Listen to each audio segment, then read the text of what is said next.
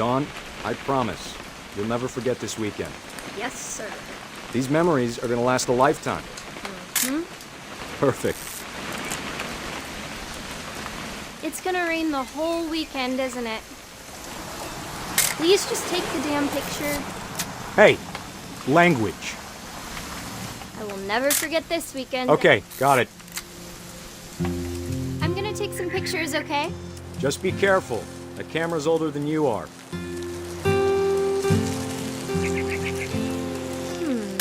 Hey! That's a keeper. I'm just saying, I'm not always gonna be here, Dawn. You'll need to remember this stuff, if you want to survive. I'll be fine, Dad. You know who else thought he was gonna be fine? Some guy who died. Dawn, I'm being serious. I know, Dad. You're always serious. Doesn't being out here make you want to chill out? Well, to tell you the truth, I haven't been out here in 20 years.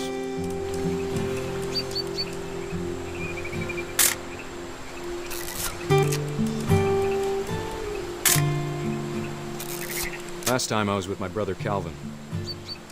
Man, that was a great trip. Your grandpa Sven taught us how to fish, how to build a fire. We found an old... Dawn, don't you think you could find something more interesting to photograph? I bet if I could remember where that... You don't need to waste any more film on me, kiddo.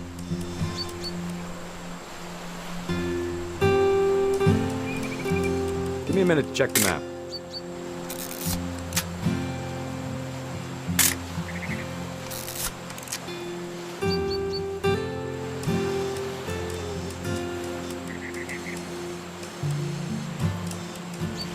Let's see.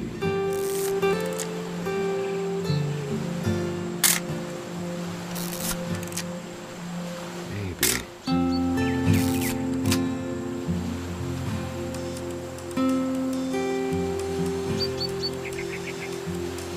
Was it?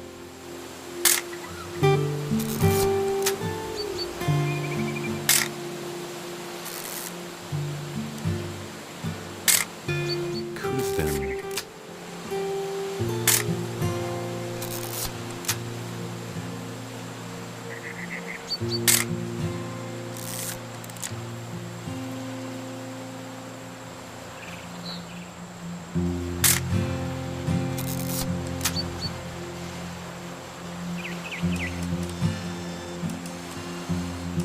Dad!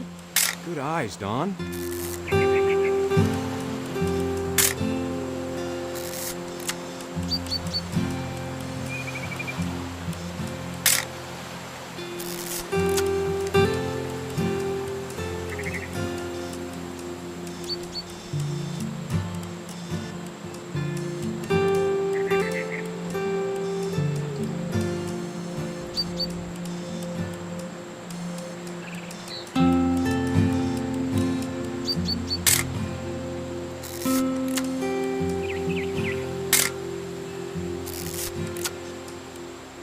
Before you take the shot, let me get a picture of you.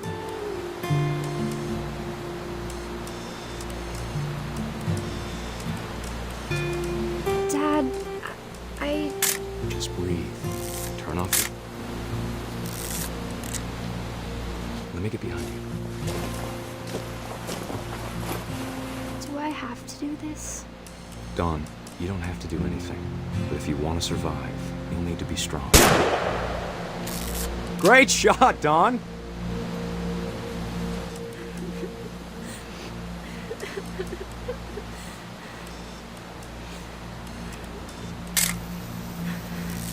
I'm proud of you, Dawn. Always remember that, okay?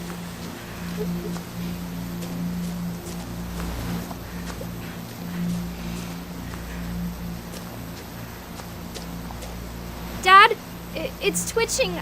I think That's it's totally so... normal, Dawn. Just focus on the camera. Try not to think about... Dad!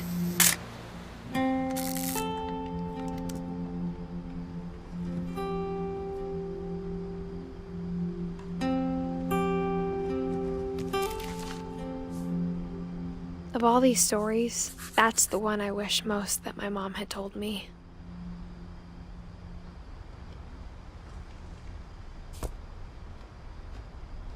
Sam spent his life shooting photos, but Mom said he got nervous being in front of the camera.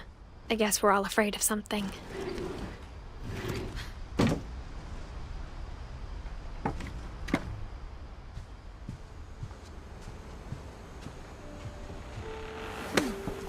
After Sam died, my mom and Edie got really close. They'd both lost a lot.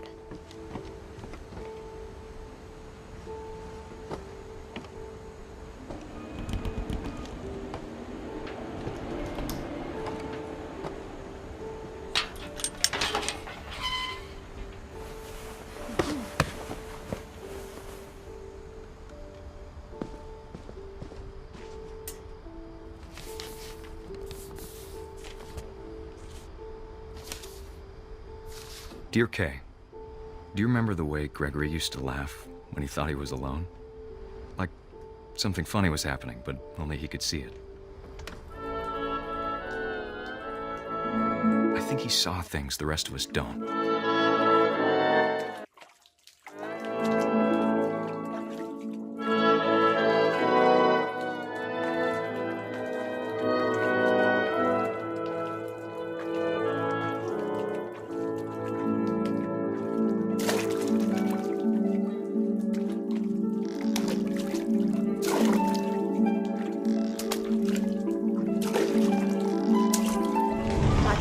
Gregory, it's time to... Hold on, sweetie. Hello? Sam, I told you I don't want to talk right now. I wonder what he saw.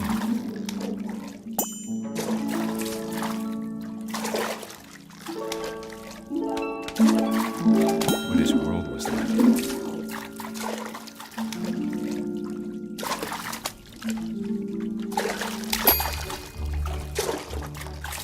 Reminded me so much of Calvin. Lost in his imagination.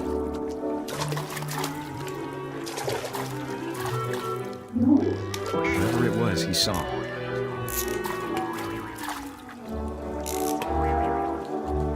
It sure made him happy.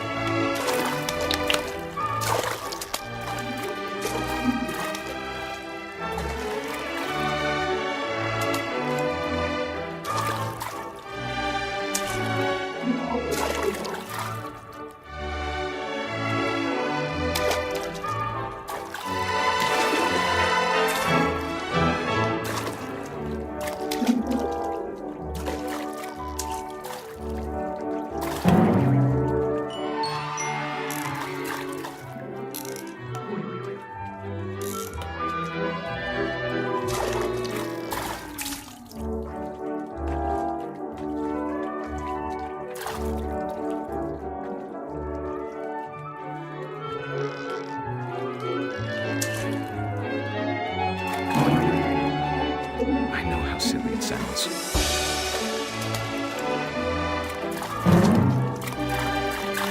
But I worried about a baby being too happy. But I could feel him slipping away. Sorry about that, Gregory. I know you did everything you could. Maybe if I hadn't called that night. Damn it. Hold on, I don't want Gregory to hear. I wish he could have told us about the world he saw.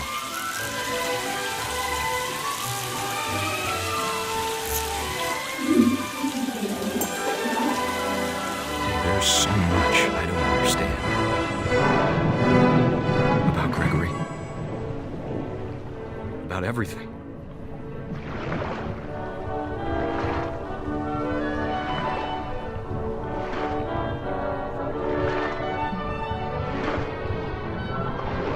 But I know what happened wasn't your fault.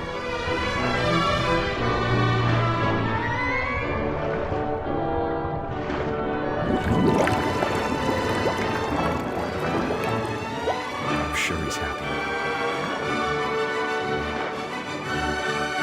And he'd want you to be happy too. Good luck, Kay. Love, Sam.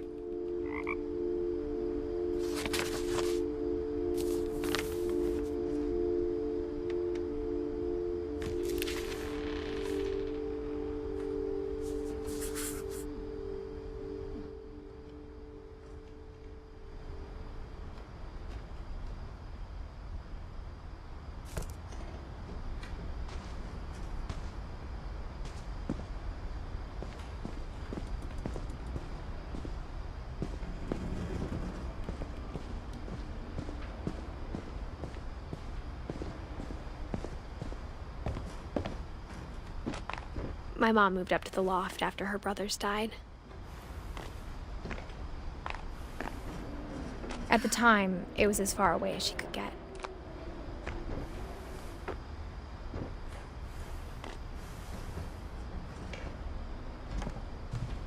I can't imagine what it was like for her to lose 2 sons after she'd already lost. She spent a summer building houses in Calcutta, where she met my dad, Sanjay.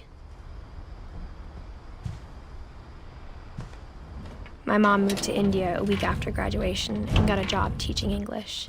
Louis was born a year later. When my dad died, I don't think Mom knew where else to go. I'm sure Edie was happy to have her back. And to see kids in the house again. The house had to get a little bigger, but Edie was used to that. And for a while, things were good. Almost normal, but it didn't last. The beginning of the end was Milton's 10th birthday, when Edie gave him a castle.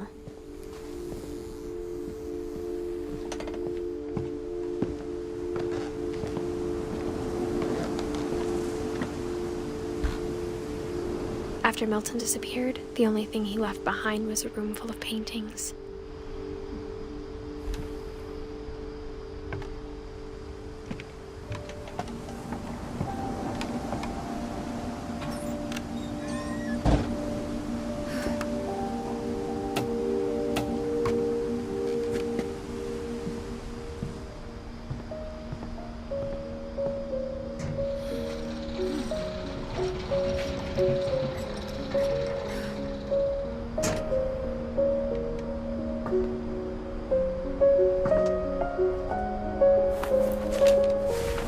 Milton Finch in The Magic Paintbrush.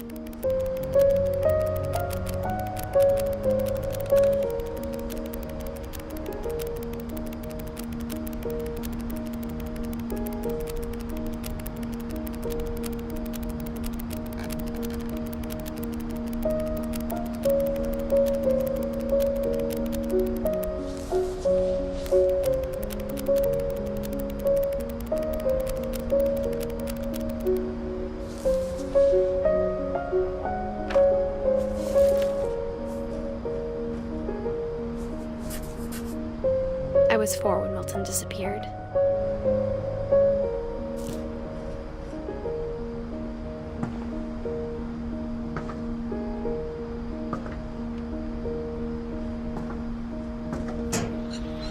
Mom spent months searching for my brother. Then she sealed the doors.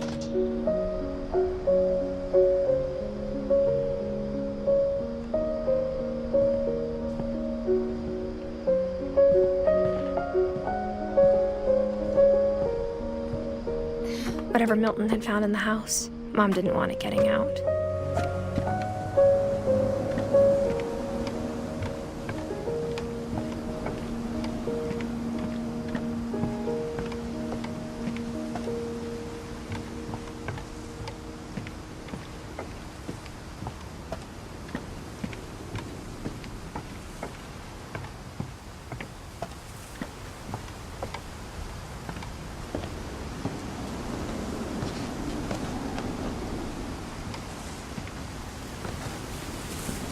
Mom definitely blamed Edie, but I think Louis blamed himself. After he graduated, he just spent more and more time in his room. Until Mom got him a job at the cannery.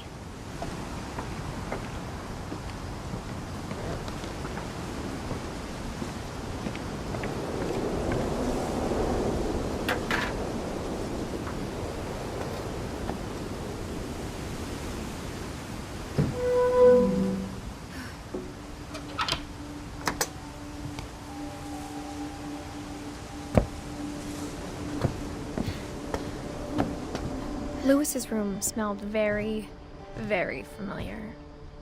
That part of him lived on.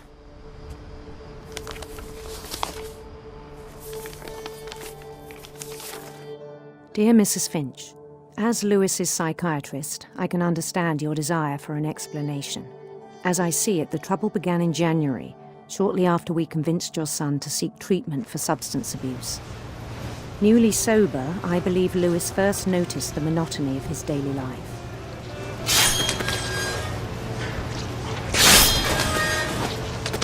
He kept working at the cannery, but he withdrew part of himself. In our sessions, I saw the same behavior. His mind began to wander. I asked him to describe it. He said he started small, imagining a labyrinth. He'd feel his way about. Then something moved. Bats. And toads.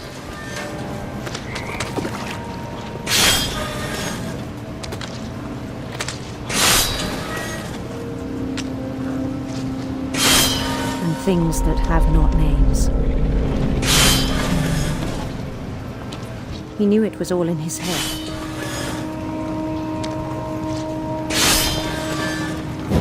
He took it very seriously.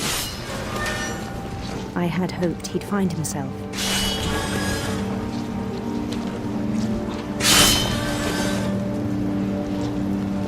But he found something more. I worried about him then. Daydreaming at the cannery. I spoke with his boss. But he said Louis had become a model employee. Methodical, tireless, focused. Like a whole new Louis. So I let him go on.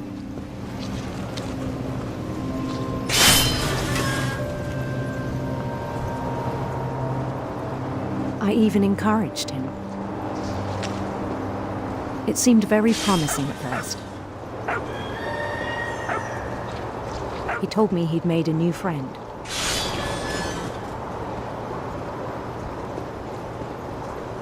On the edge of a city he named Louis Topia.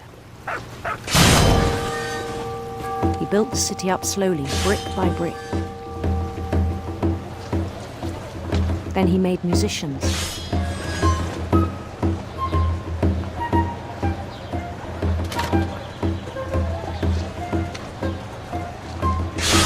And songs for them to play. He talked about starting a band. And he was always humming something. Every day his imagination grew stronger.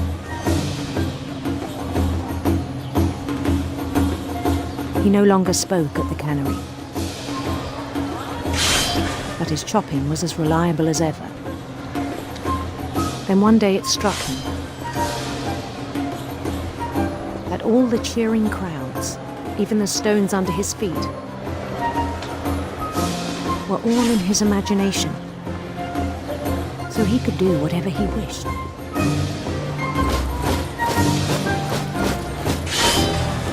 He held an election for mayor, and he won. They begged him to stay. but his mind was already wandering. It became a game for him.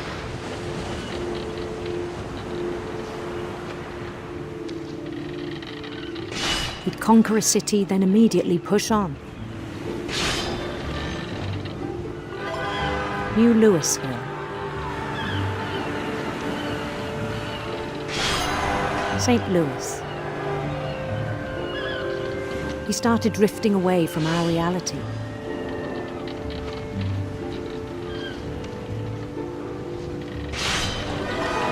Minneapolis. Until one day he forgot to go home from the cannery. Even as his mother pleaded with him, part of Louis kept sailing on.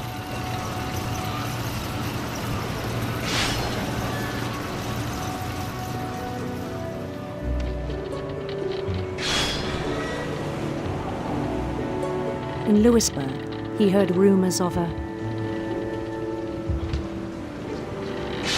handsome queen.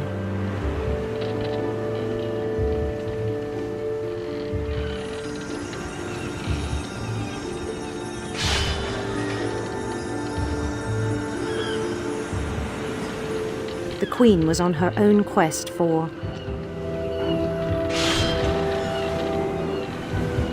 radiant rainbows.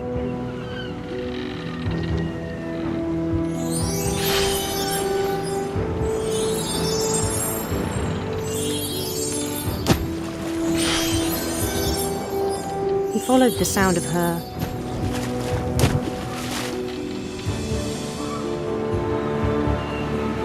electric sitar.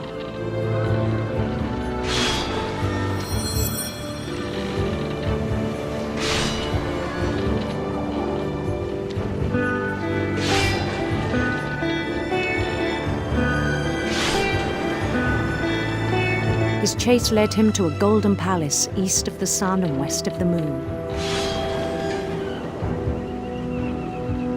Even then, his logic remained sound. He knew the world was all in his imagination.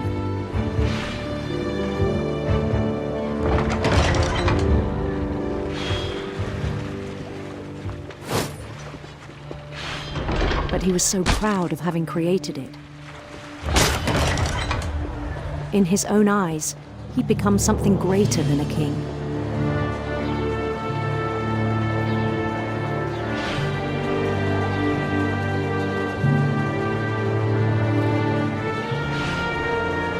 For someone who'd never known success in the real world, I think it was overwhelming. And then it struck him that the real Louis was not the one chopping salmon, but the one climbing the steps of a golden palace.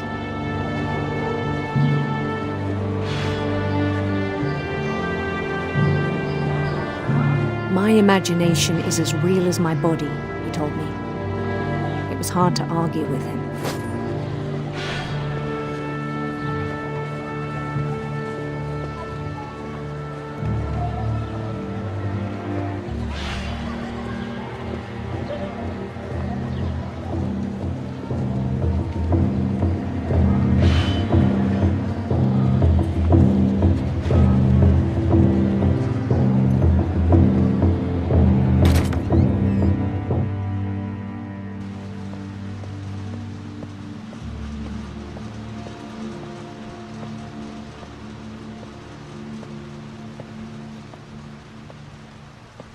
He began to forget the world we know.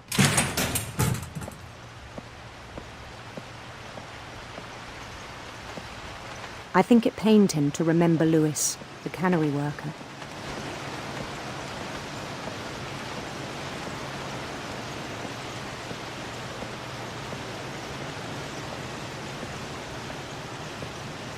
He began to despise the man with a royal contempt.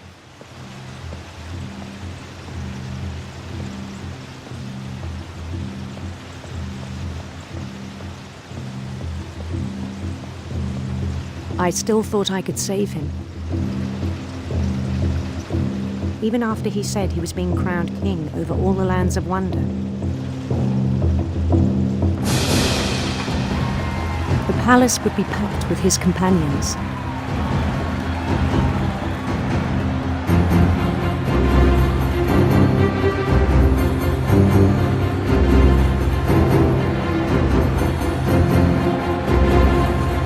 Including the wise Calico who'd insisted on advising them.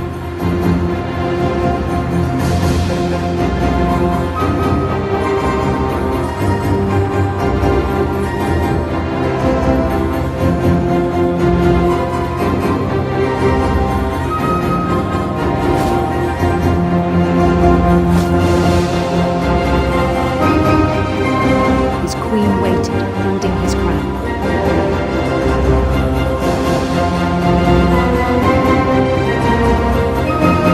There was only one thing left to do.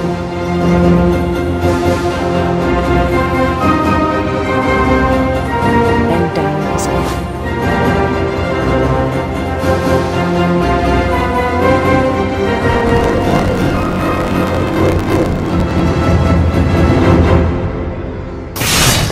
And the rest I think you know. Mrs. Finch, your son was a kind man who will be missed by all of us who knew him.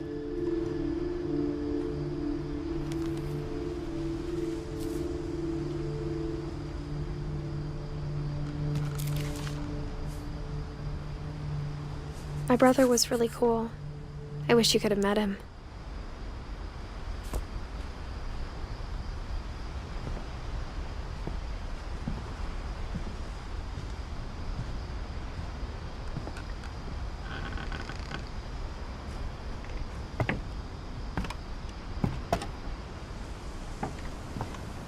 On the way back from Lewis's funeral, my mom told me to start packing.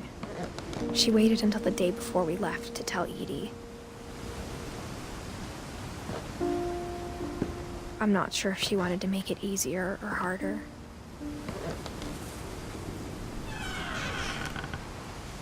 I wish we'd stayed. But I understand why we left.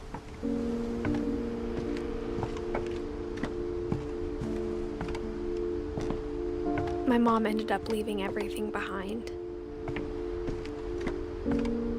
What happened that night had been coming for a long time. Maybe it should have come sooner.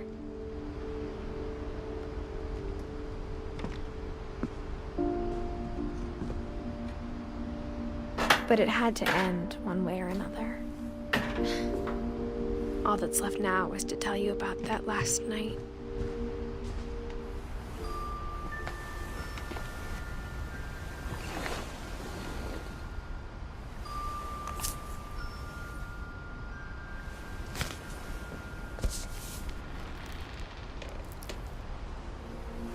That whole last day, Edie just watched us pack and didn't say a word.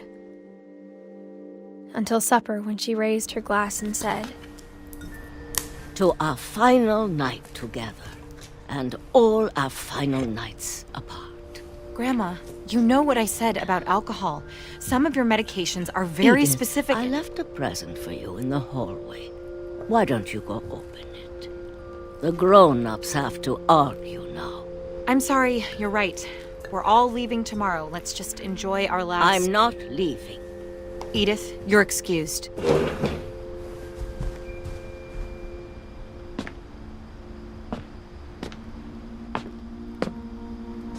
The power had been shut off that morning, but Edie always had plenty of candles. When my mom sealed the library, I don't think she knew about the other entrance, or that Edie had a key to it.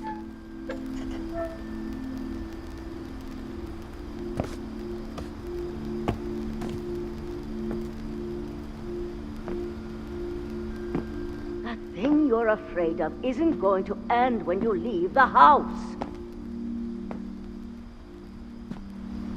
Edith has a right to know these stories. My children are dead because of your stories. I think it's best if Edith and I leave tonight. We'll have the nursing home send a van for you in the morning, okay? Dear Edith, there's so many stories I wish I could tell you, but there's only time for one. This is about what happened on the night you were born. That night, The tide went way, way out. It was the first and last time I ever saw the old house aground. There'd been an earthquake out in the middle of the ocean. They called it the lowest tide in 1,000 years. God, it smelled awful. You know, I've seen that house every day of my life. But I never thought I'd go back to it. When the fog rolled in, I lost my way.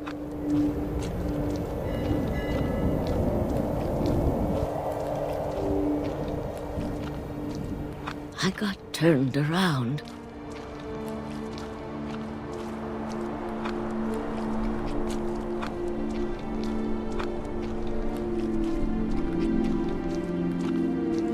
For a while, I wandered. I started seeing things.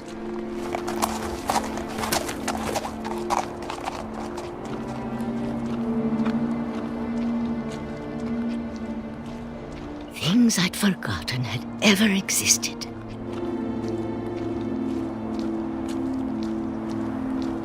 But when I saw them, they felt like old friends. That night, a lot of things came back to me.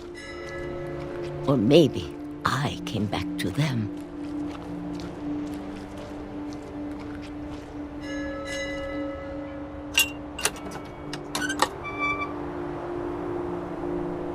Things I can't explain, but that I need you to try and... Edith, what are you doing in here? It's mine. Edith! Mom, you're gonna rip it! Let go! I kicked and screamed, but Mom dragged me to the car. I never saw Great-Grandma Edie again. The next morning, the van came to pick her up, but she was already gone. After that, we moved around a lot.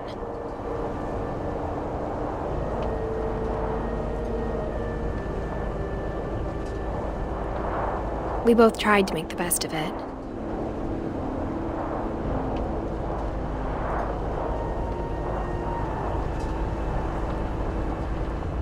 A few years went by.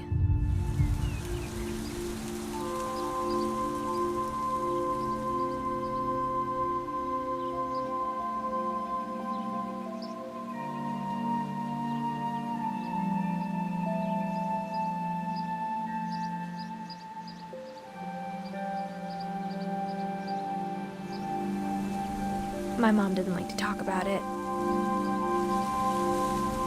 but she started getting sick a lot. The rest happened pretty quickly. She got better for a while, and then she didn't.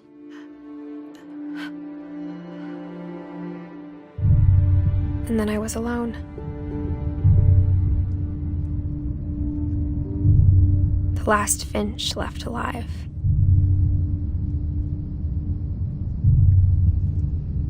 Until I found out about you. I'm still not sure what to tell you about all this. If we lived forever, maybe we'd have time to understand things. But as it is, I think the best we can do is try to open our eyes. And appreciate how strange and brief all of this is. This journal was supposed to be for you. But now I hope you'll never see it. I just want to meet you and tell you all these stories myself. But I guess if you're reading this now, things didn't work out that way.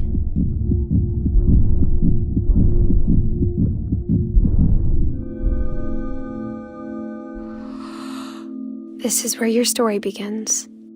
I'm sorry I won't be there to see it. It's a lot to ask, but I don't want you to be sad that I'm gone. I want you to be amazed that any of us ever had a chance to be here at all. Good luck.